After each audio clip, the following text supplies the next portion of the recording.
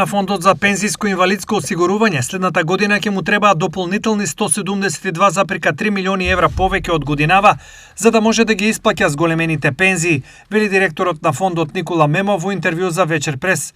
Мемов вели дека во поднесеното буџетско барање до Министерството за финансии за 2026 година, Фондот на ПИОМ побарал зголемен буџет во вкупна вредност од 149,38 милиарди денари, што е за 13 милиарди денари, односно 211,4 милиони евра повеќе од буџетот во 2025 година.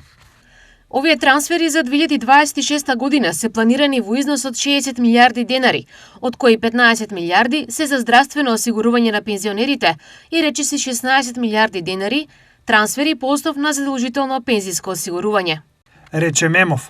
На прашањето дали се размислува за зголемување на границата за пензионирање и повисока стапка на придонеси, како што предлагаат Фискалниот совет, Светска банка и од ММФ, Мемов дециден.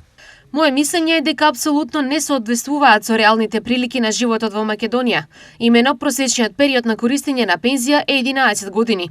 Ако се зголеми старосната граница на 67 години, тој просек ќе падне на околу 7 години.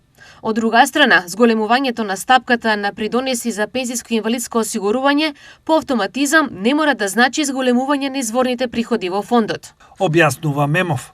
Зголемувањето на пензиите во септември ќе го чини фондот на ПИОМ 5,73 милиони евра, а до крајот на годината дополнителни 17,2 милиони евра. Сведоци сме дека има тренд на пораст на платите и следствено на тоа мора да има и зголемување на пензиите. Вели Мемов.